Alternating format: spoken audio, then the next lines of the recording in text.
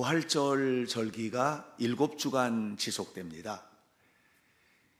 부활절로부터 시작해서 오순절까지거든요. 오순절이 성령 강림절입니다. 오순절에 성령께서 강림하셨습니다. 오순절은 안식일이 7번 지나고 나면 오순절이 옵니다. 그는 7일이 한 안식일로 구성이 되어 있어서 7, 7이 49에서 오순절이 오는 거니까 7 부활절을 우리가 축하하게 되는데요. 7주를 준비를 하면서 올해는 고린도전서 15장을 붙들고 묵상하고 읽고 또 씹어보고 또 생각하고 이렇게 하는데 이게 씹으면 씹을수록 맛있는 맛이 많이 나서 오늘도 부활과 관련해서는 절대로 그냥 건너뛸 수 없는 이 십자가의 문제를 한 주간 더 좀 나누고 다음 주에는 예수 그리스도의 부활에 관한 이야기를 좀 나누려고 생각을 합니다. 사람마다 자랑할 것들이 참 많습니다. 여러분, 자기 스스로가 뭐랄까 스스로를 좀 이렇게 밑으로 내려놓고 이렇게 하지 말고 조금 위로 올려서 자랑스러운 것들을 한번 생각해 보시죠.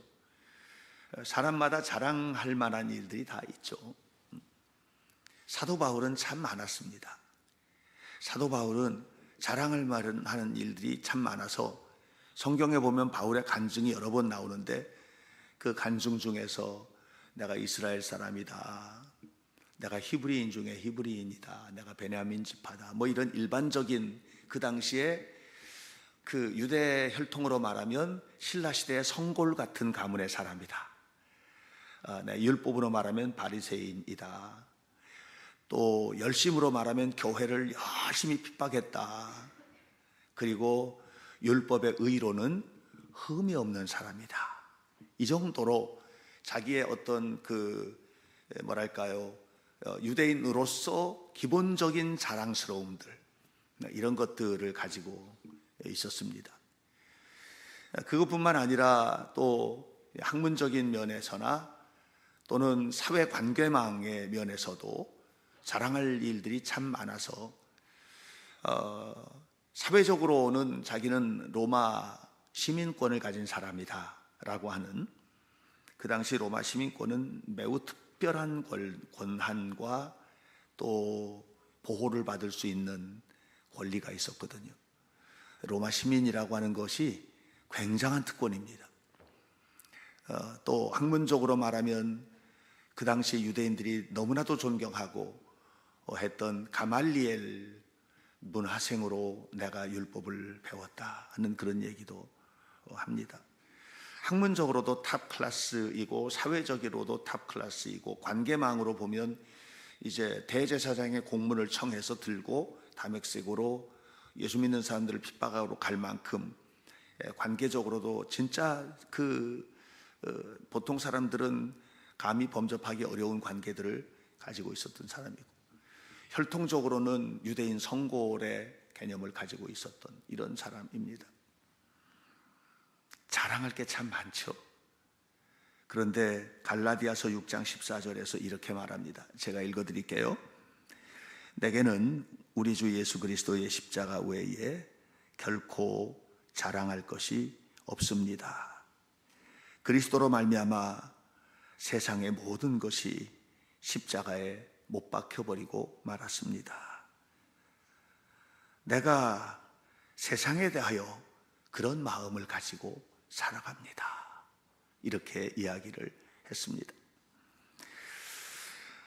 자랑할 것이 참 많은데 예수님을 딱 만나고 나니까 예수님 이외에는 자랑할 게 하나도 없다는 거예요. 이후부터 이 사도 바울의 이 눈으로 보는 것 있죠. 눈으로 보는 것은 자기 경험이나 지식이나 이게 없어지는 게 아니에요. 경험이 어떻게 없어집니까?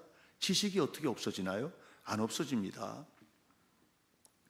제가 이번에 감신 때 특강을 하면서 여러 이야기들을 좀 함께 아이들과 나눴는데 한 아이가 사석에서 저한테 그러더라고요. 목사님은 목회자고 신학을 공부한 사람인데 역사를 어떻게 그렇게 잘하세요? 그러더라고요. 어떻게 잘할까요? 열심히 공부했으니까 잘 아는 거고 머릿속에 들어있으니까요. 들어있는 게 어떻게 없어져요? 안 없어져요. 죽기 전에는 없어지는 게 아니에요. 바울은요, 그가 배웠던 것들, 그가 가지고 있는 것들, 그런 것들이 어마어마한 용량을 가지고 있는 사람입니다. 그럼에도 불구하고 그것이 세상을 보는 뭔가를 결정하는, 또 그가 걸어가는 걸음을 보여주는 역할을 하도록 내버려 두지 않은 거예요. 사도 바울에게 있어서 가장 소중한 것은 나는 지금 예수 그리스도의 렌즈를 끼고 예수 그리스도의 눈을 가지고 세상을 본다, 이렇게 이야기를 했습니다. 다시 말하면 십자가를 통과해서만 보는 거예요. 사람을 볼 때에도 그냥 사람을 보지 않고 십자가를 통과해서 보는 거예요. 모든 사물과 모든 일들을 바라볼 때, 그리고 걸어가야 할 걸음, 이 모든 것들도 십자가를 통해서만 보는 겁니다. 이것이 바울이었습니다. 십자가를 통해서 본다는 말은 무슨 말이냐 하면, 여러분, 십자가 하면 우리가 탁 떠오르는 생각이 뭐죠? 희생, 섬김, 이런 것들이 떠오르시죠? 희생, 섬김, 죄 용서, 이런 것만 떠오르시잖아요. 근데 십자가 하면 떠올라야 될 게 있습니다. 무한한 하나님의 능력, 무한한 하나님의 지혜, 무한한 하나님의 영광, 무한한 하나님의 축복, 무한한 하나님의 길, 이게 십자가 안에 있어요. 그러니까 우리가 십자가를 품에 안는다, 그러면 고난을 당하고 희생하는 것만을 생각하는데 그게 아니고요, 십자가를 품에 안는 순간 하나님을 품에 안는 거예요. 하나님의 그 놀라운 뜻이 나를 통해서 이루어지도록 하나님 앞에 삶을 맡기는 거니까. 그러니까 십자가의 눈으로 보는 것은 무슨 얘기입니까? 바울에게는 보통 사람들은 거기는 가서는 안 될 길인데, 거기는 너무 위험한데, 그런데 거기는 십자가를 통해서 볼 때는 가야 할 길이요.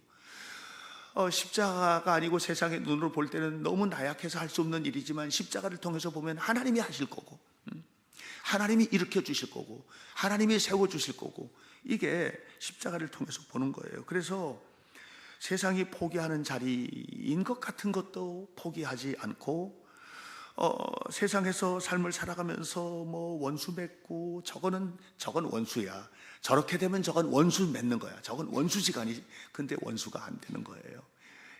왜냐하면 십자가를 통해서 사람을 보니까 그렇게 되는 겁니다. 세상 사람들은 이걸 잘 모릅니다. 그래서 예수님을 믿고 살아가는 사람들을 볼 때 좀 너무 바보스럽고, 어떻게 저렇게 사나, 이렇게 생각하는 사람도 있습니다. 옛날에 샘물교회에서 아프가니스탄에 선교를 갈 때, 선교하기 전에 그랬대잖아요. 특별한 행사를 했대죠. 예배드리고 가서 죽어도 원망하지 않겠다, 죽어도 좋다, 각서 다 쓰고 갔대요. 두 분이 순교를 당했죠. 거기서 두 분이 순교를 당한 겁니다. 그분들이 가서 막 전도하다가 그렇게 된 게 아닙니다. 가서 의료봉사하고 사회봉사하고 봉사하고 하다가 그냥 잡혀서 죽은 거예요. 그렇게 된 거거든요. 왜 그렇게 해? 왜? 자기 목숨 아까운 것도 모르나?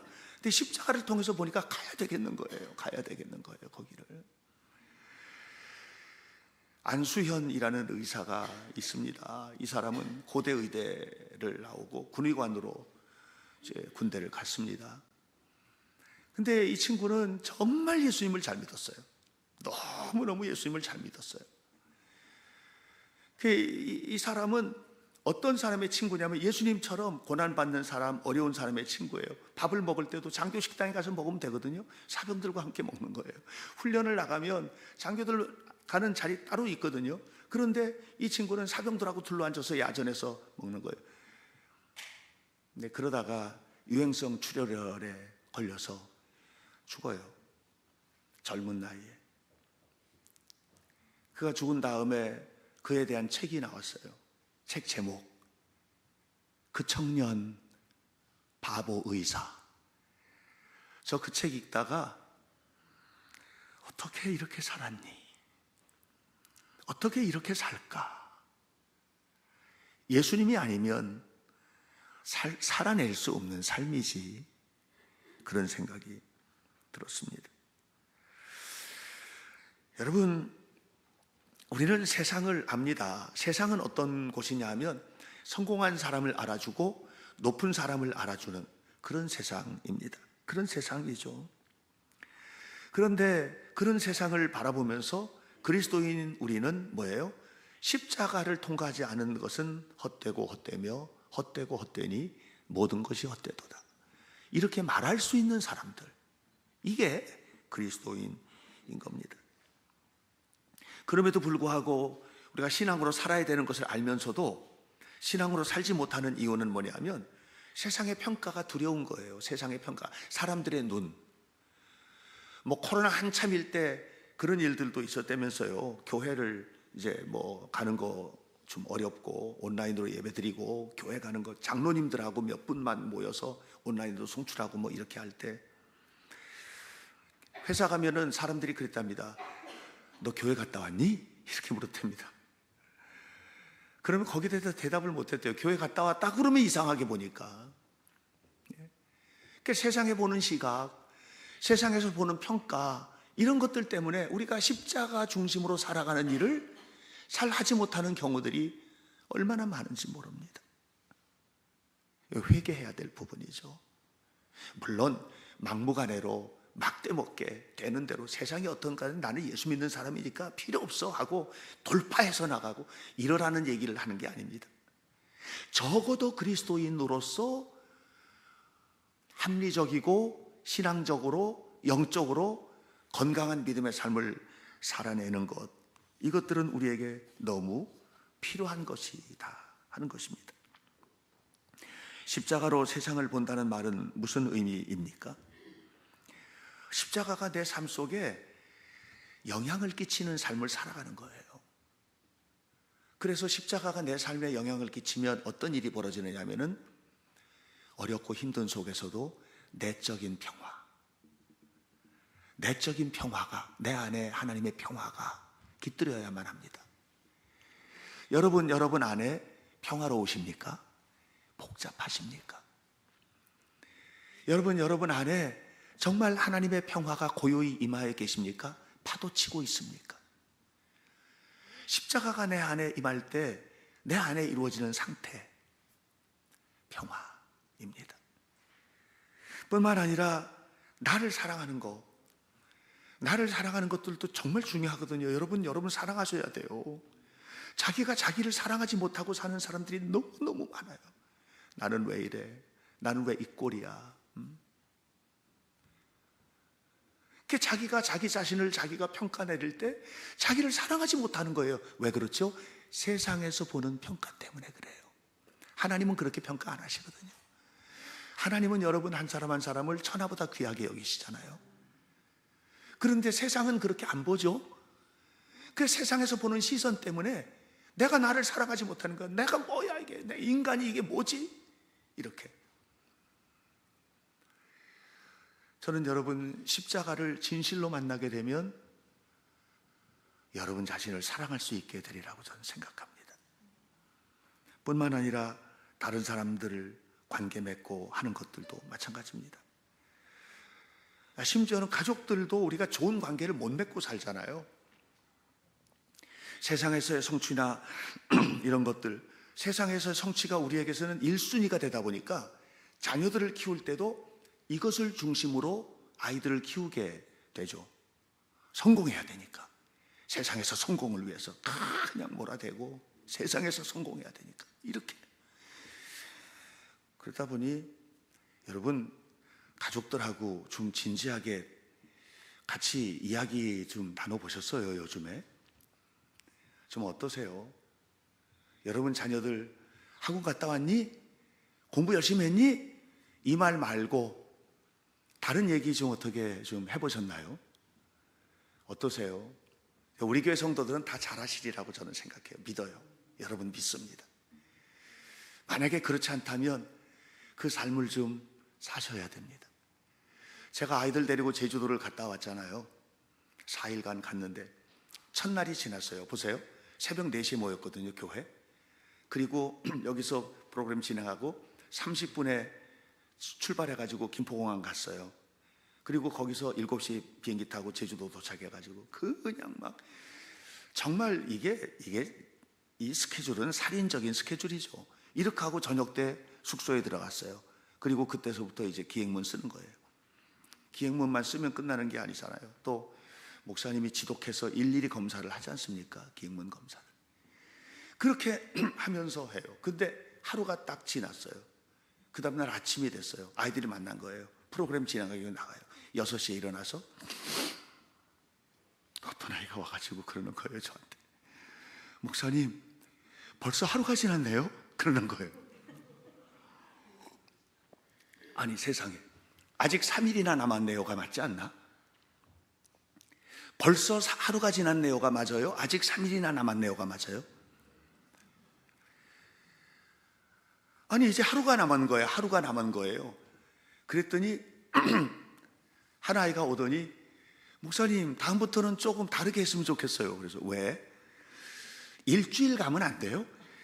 아니 이게 일주일 가는, 이게요 군대 훈련으로 말하면 군대 뭐죠? 유격 훈련 가는 것 같은 거예요. 이게 유격 훈련 한 주간 마치고 난 다음에 일주일 더 했으면 좋겠어, 이런 사병이 있어요? 없을걸? 야, 참 감사하다. 근데 왜 그럴까? 아이들이 왜 그럴까? 그 이유가 그 안에서 엄청난 자유를 느끼는 거를 제가 느낍니다. 아이들이 다니면서 여기 붙들고 여기 붙들고 여기 붙들고 여기 붙들고 카메라 붙들고, 저 제발 좀 나와라. 그래도 또 붙들고 또 붙들고, 그 아이들 머리 쓰다듬어주고 안아주고 이렇게 하면서 다니는데, 그 아이들이 그 속에서 정말 쪼잘거리거든요. 엄청나게 많은 말을 합니다. 하나도 거슬러 보지 않습니다. 다 대답해주고 이렇게 다닙니다. 집에서 해야 되지 않을까? 집에서 해야 되지 않을까? 십자가를 중심으로 살아가는 사람에게도 세상에서의 성취는 너무나도 중요합니다. 저도 제 아들들이 성공했으면 좋겠고, 제 손주들이 성공했으면 좋겠고, 우리 교회 아이들 모두 성공했으면 좋겠고, 그래서 만나는 아이들마다 너는 천재야, 너는 천재야, 너는 천재야 이렇게 하고 다니면서 내가 꿈꾸는 우리 교회 아이들의 세상은 모두 다 훌륭했으면 좋겠는 거예요. 근데 그것만 있으면 안 되지 않나? 그것만 있으면 안 되지 않나? 정말 예수님의 십자가를 발견하고 그리스도 안에서 온 가족이 함께 따뜻하게 이렇게 살아가는 삶의 자리이 필요하지 않을까? 세상에서 성공이 중요합니다. 여러분, 공부 열심히 시키세요. 그러나 십자가보다 앞세우지는 마세요. 성공이 무의미해져요. 그런 경우들을 너무 많이 봤습니다. 고린도후서 1장 22절을 보면 이런 얘기가 나옵니다. 성령께서 우리 마음에 거하신다는 거예요. 성령께서. 그러면서 그가 우리에게 인치시고 보증으로 우리 마음에 성령을 주셨느니라. 우리 마음에 성령을 주셨다는 거예요. 그러니까 성령이 어디 계세요? 우리 마음에 계세요. 성령만 계실 것 같아요? 잘 들어보세요. 사도행전 5장 3절, 베드로가 이르되 아나니아야. 아나니아가 누굽니까? 교회에 땅도 바친 사람입니다. 열심히 신앙생활한 사람이에요. 그런 사람이에요. 보세요. 베드로가 이르되 아나니아야, 어찌하여 사탄이 네 마음에 가득하여 네가 성령을 속이느냐 그랬어요. 교회 다 오면 다 성령이 가득할 것 같아요? 아나니아에게 말했어요. 어찌하여 네 마음에 사탄이 가득하여 그랬습니다. 이거 자기가 잘 모릅니다. 누구만 아십니까? 하나님이 아시는데, 로마서 8장 27절, 마음을 살피시는 이가 성령의 생각을 아시나니. 하나님이 여러분 마음을 다 살피고 계신다는 거예요.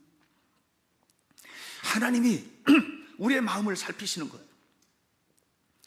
성령이 가득한지 사탄이 가득한지 하나님이 살펴보고 계시는 겁니다. 우리는 다 연약하기 때문에 하나님의 뜻대로 다 살 수는 없어요. 그러나 의도는 달라요. 의도. 하나님의 뜻대로 살려는 의도, 하나님의 은혜를 따라 살려는 의도, 정말 하나님 사랑합니다 마음을 다해서 이런 마음을 가지고 살아가는 삶의 생각들, 이런 생각들이 좀 필요하다는 생각이 듭니다. 그런데 고린도 교회가 그거 없는 거예요.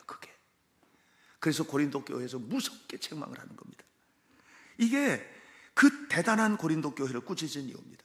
고린도 교회는 귀족들도 많았고 자유인들 많았고 돈 많은 사람도 많았고 또 은사가 엄청난 은사들이 막 나타나서 방언을 말하고 예언을 말하고 방언의 통역을 하고 환상을 보고 꿈을 꾸고 역사들이 막 나타나고 그랬던 교회입니다. 그런데 그런 교회에 바울이 고린도전서 2장 3절에서 이런 말을 합니다. 뭐라 그러냐면 내가 너희 가운데 거할 때 약하고 두려워하고 심히 떨었노라. 약하고 두려워하고 심히 떨었노라. 바울은 안 약해요. 바울은 두려워할 이유가 없어요. 바울은 심히 떨 이유가 없어요. 그런데 그렇게 했어요. 그게 뭐냐? 능력이 부족해서가 아니고 어디 가서 설교할 때 설교가 딸려서가 아니고 주님의 십자가보다 자기가 이 터질 것 같이 많은 지식이 먼저 튀어나올까 봐. 주님의 십자가를 전해야 되고 복음을 전해야 되는 자리에서 그가 얼마나 간증할 게 많아요. 어마어마하게 많잖아요. 여러분 1차, 2차, 3차 전도 여행하면서 했던 간증들이 얼마나 많아요. 그게 먼저 툭 튀어나올까 봐. 복음이 훼손될까 봐. 자기의 지식이나 경험이나 삶 때문에 복음이 무너질까 봐. 이것이 너무 두려워서 내가 심히 떨었다는 거예요. 내가 두렵고 떨었다는 겁니다. 이 겸손해서 그런 게 아닙니다. 겸손은 예수님 믿는 사람만 겸손하게 삽니까? 여러분 겸손해서 그런 거 아닙니다. 십자가를 만났기 때문에 하는 소리입니다. 여러분 겸손하고 달라요. 겸손하고 전혀 다릅니다. 십자가를 만난 사람이 보는 세상은 다른 세상입니다. 십자가를 만난 사람이 하는 말은 다른 말입니다. 생각 자체가 달라집니다. 완전히 트랜스포메이션이 되는, 완전히 변화가 되는 것, 변혁이 되는 겁니다. 완전히 바뀌어지는 겁니다. 근데 고린도 교회는 그러지를 않은 거예요. 자랑할 게 너무 많아요. 가진 것도 많고 받은 은혜도 많고 받은 은사도 많고 그냥 막. 바울이 그러지 말라고 얘기를 하는 거예요. 기도하다가 하나님을 만났습니다. 기도하다가 방언이 터지고 환상을 보고 예언을 하고 기도하다 하나님을 만나고 은혜를 받고 막 그렇게 했습니다. 하나님이 만나 주신 겁니다. 하나님이 만나 주신 거예요. 더 많이 기도한 사람도 안 만나 주시면 못 만나는 거예요. 모세가 떨기나무 불꽃 중에서 하나님을 만났습니다. 가시떨기나무가 막 불이 붙는데 하나님을 만났습니다. 그 자리가 거룩한 자리여서가 아니고 그냥 다 떨기나무인데 하나님이 거기 있는 모세에게 찾아오셔서 떨기나무를 통해서 만나 주신 겁니다. 떨기나무가 그 다음에 무슨 이건 떨기나무, 거룩한 떨기나무니까 하고 거기다가 성역 표시해 놓고 금줄 그어 놓고 그게 아닙니다. 그 다음에는 그 떨기나무 하나님 거들떠 보지도 않는 겁니다. 하나님이 만나 주시는 거예요. 이번에 제주도 기행을 준비를 하면서 한 일주일 넘어서 전서부터 이제 일기예보가 뜨잖아요. 거의 정확하거든요, 요즘은. 근데 걱정이 되는 거예요. 왜냐하면 월요일 날 가는데 월요일 날부터 하루 종일 비 오고 그 다음날 오전까지 비가 오는 거예요. 그래서 이렇게 비가 오면 어떡하나. 비가 오면 이제 프로그램이 일정이 많은데 비가 오면 아무래도 좀 어렵고 또 애들 우산 쓰고 내리고 우산 접고 하고 거추장스러운 게 한두 가지가 아니거든요. 그래서 제가 그랬습니다. 아이들한테. 얘들아, 이제 비가 온단다. 비가 오는데 비가 오는 것도 축복이다. 비가 오나 눈이 오나 우리는 하나님 바라보고 갈 길을 가는 사람이지, 비가 오니까 피하고 눈이 오니까 피하고 이건 이래서 피하고 저건 저래서 피하고 신앙생활도 절대로 그렇게 하지 마라. 인생을 살 때 엄청난 것이 다가와도 도망가지 말고 주를 바라보고 이기자. 그런 얘기를 했어요. 아이들하고 부모님들에게도 그렇게 얘기했고 갈 때도. 비가 안 오는 거예요.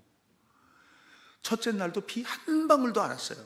아니 한 방울은 왔나? 어떤 애가 목사님 비가 오나요? 얼굴에 한 방울 떨어진 것 같아요 그러더라고요. 비가 안 오는 거예요. 다음 날도 안 오고요. 날씨가 너무너무 좋았어요. 나흘 동안. 왜 그랬을 것 같아요? 내가 기도해서 응답받아서? 그럴 수도 있죠. 그러나 하나님께서 우리 아이들을 너무 사랑하셔서 주신 선물이라고 생각해요. 하나님이 우리 아이들을 너무 사랑하셔서 이 아이들이 그냥 오물조물 그 조그만 것들이 따라다니면서 하나라도 더 배우고 하나라도 더 배워서 훌륭한 사람 되겠다고, 또 가면서 예수님 잘 믿고 승리하겠다고 이러는데 하나님께서 그걸 기쁘게, 물론 비가 많이 와도 하나님의 선물이에요. 이기는 것도 배우는 거니까. 사랑하는 여러분, 하나님은 우리의 계획대로 움직이는 분이 아닙니다. 우리가 기도할 때 기도는 무엇입니까? 하나님 저 힘듭니다 하는 얘기하는 거예요. 하나님께서 그 얘기 들으시고 하나님의 필요를 따라 우리에게 채워주시는 겁니다. 우리의 믿음의 수준을 따라, 우리의 삶의 노력을 따라 하나님이 다 채워주시는 겁니다. 자랑할 것이 없다 하나님 앞에는. 오직 십자가만 자랑하는 성도들이 되시기를 축복합니다. 왜냐하면 우리의 믿음의 근거는 십자가와 부활이기 때문에. 십자가와 부활을 제외하고는 우리는 아무것도 아니기 때문에. 그 이제 다음 주에 부활에 관한 이야기를 하면서 할 겁니다. 그래서 사도 바울은 이렇게 하나님의 은혜를 받고 난 다음에 깨달은 게 있는 거예요. 그게 8절에 나와요. 뭐라고 나오냐면 이렇게 말합니다. 나는 만삭되어 나지 못한 자와 같은 자다 그랬습니다. 만삭되어 나지 못한 자 같다. 우리 말로 하면 팔싹둥이다 이 말입니다. 이 말을 그냥 모자란 사람이다 이렇게 해석하면 안 됩니다. 바울은 절대로 모자란 사람이 아닙니다. 모자란 사람이다 이게 아닙니다. 바울이 왜 이런 말을 했을까요? 이 이유는 여러분 보세요. 팔싹둥이를 생각해 보세요. 자, 8달 만에 애가 태어났어요. 8달 만에 애가 태어나면 어떡합니까? 아기 태어났습니다. 산모 아무개님 아기 데려가세요 하고 줍니까? 안 주죠. 인큐베이터 들어갑니다. 그리고요 간호사가 불침번 섭니다. 불침번. 그리고 계속 돌봐주고 계속 살펴보고 계속 하면서 하여튼 한순간도 이 아이에게서 손을 떼지 못합니다. 이게 팔싹둥이입니다. 바울이 왜 팔싹둥이라고 그랬어요? 하나님이 한순간도 자기에서 눈 떼지 말라는 거예요. 하나님이 눈 떼는 순간 끝이라는 거예요.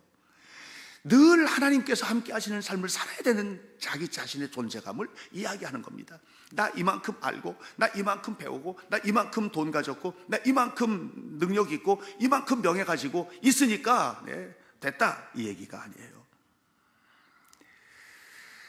결국은 본인이 사도 바울이 하고 있는 이 모든 사역이 자신의 자격이 충분해서 쓰임받는 것이 아니고 자신의 능력이 충분해서 쓰임받는 것이 아니라 하나님의 은혜로 주어진 것임을 고백하는 거예요.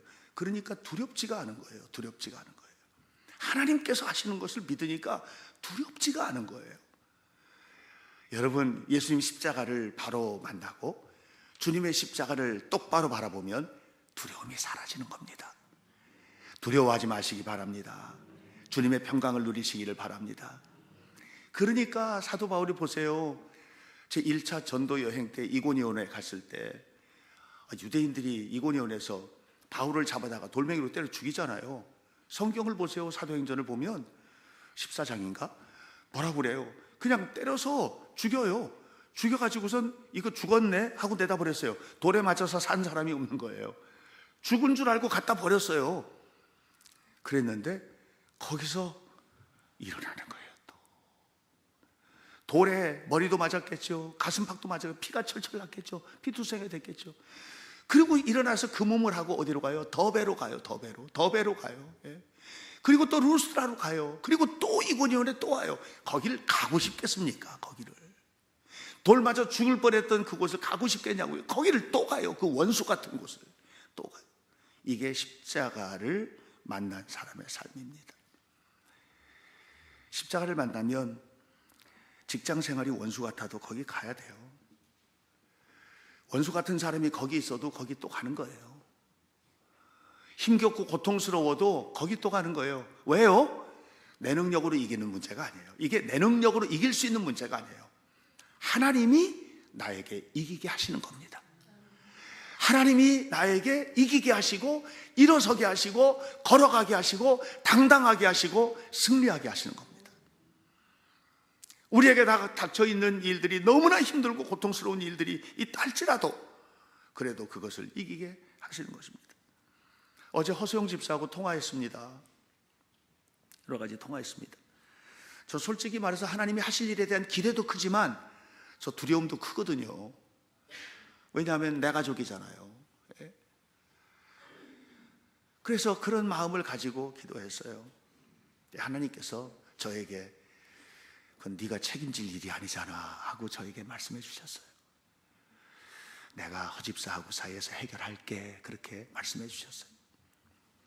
그래도 저는 열심히 기도할 거고 우리 조 권사님, 정문자 권사님, 최상미 성도님, 김일혜 집사님, 우리 성윤이, 우리 김명권 장로님, 뿐만 아니라 여러분 모두 한 사람 한 사람 다 기도하죠. 그러나 결국은 여러분들이 하나님을 만나고 십자가를 경험하고 그 은혜 속에서 살아갈 때 이길 힘은 하나님께서 여러분에게 공급하시는 능력임을 감사하시기를 축복합니다. 이런 힘을 사도 바울은 오늘 10절에서 이렇게 말합니다. 이렇게 할 수 있었던 이유, 내가 나 된 것은 하나님의 은혜로 된 것이다. 그뿐만 아니에요. 디모데전서 1장 12절에서 사도 바울은 이렇게 말합니다. 내가 능력이 있다고? 내가 엄청난 능력이 있지? 막 죽은 자가 살아나고 병든 자가 고쳐주고 엄청난 능력이 있잖아요. 이렇게 말했어요. 나를 능하게 하신 그리스도 예수 우리 주. 나에게 이런 능력을 주신 그리스도 예수 우리 주. 그리고 오늘 10절 뒷부분에 계속 말합니다. 내가 어떤 사람들보다 더 많이 수고했다. 정말 열심히 사역했다. 그런데 내가 한 것이 아니고 나와 함께 하신 하나님의 은혜다. 그랬습니다. 사랑하는 성도 여러분, 이 은혜가 여러분 속에 가득하시기를 축복합니다.